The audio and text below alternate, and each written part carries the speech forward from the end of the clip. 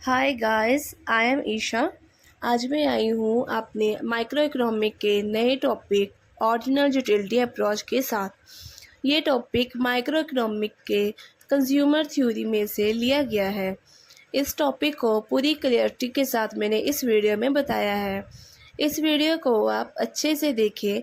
अगर आपको by chance कोई चीज़ समझ ना लगे तो आप उससे लाइन को कमेंट में लिख दें ताकि मैं आपके उस डाउट को क्लियर कर दूं।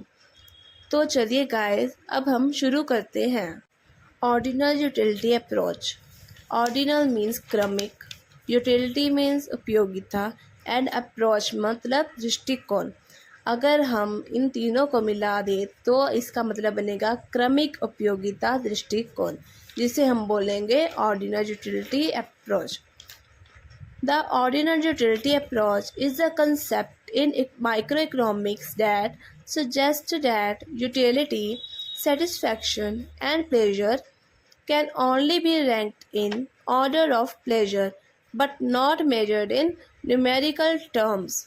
This approach assumes utility is subjective and personal. Second, uses ordinal numbers first, second, third, etc. to rank preferences. Third, does not assume utility can be measured or quantified.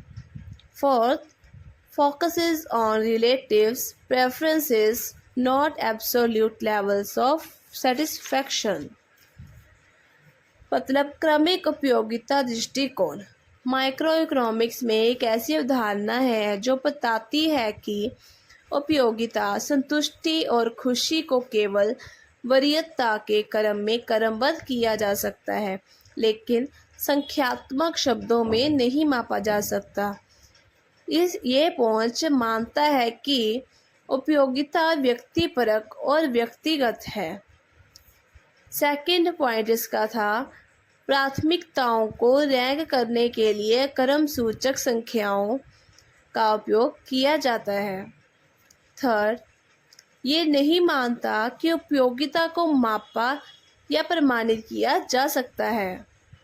Fourth, सापेक्ष प्राथमिकताओं पर ध्यान केंद्रित करता है, संतुष्टि के पूर्ण स्तर पर नहीं। अब हम इसके पढ़ेंगे की फीचर्स। फर्स्ट है utility is ranked not measure. Second, no cardinal numbers are assigned to utility. Third, only relative preferences matter. Fourth, indifference curves are used to represent preferences.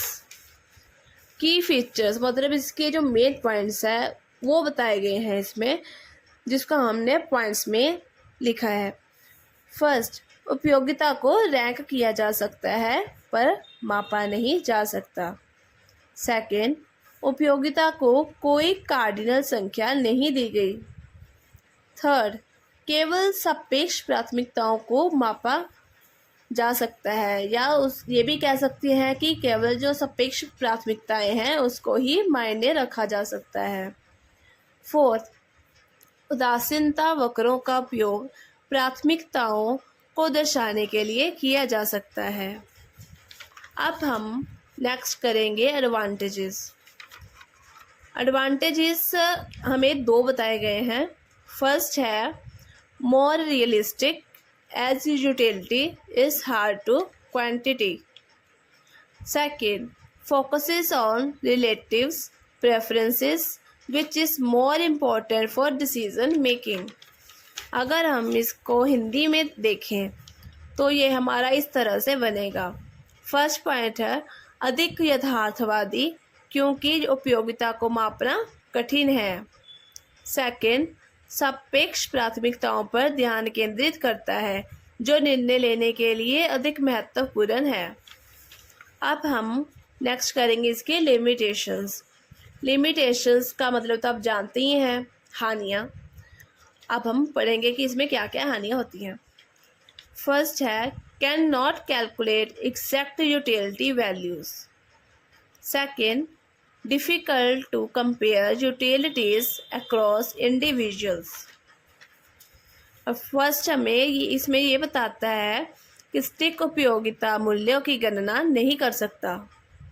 Second, व्यक्तियों के बीच उपयोगिताओं की तुलना करना कठिन है। इसमें भी हमें 2 एडवांटेजेस हो गए और 2 लिमिटेशंस हो गए। अब हम करेंगे the ordinal utility approach is used in, मतलब किस किस चीज़ में ऑर्डिनल यूटिलिटी अप्रोच को यूज़ किया जा सकता है।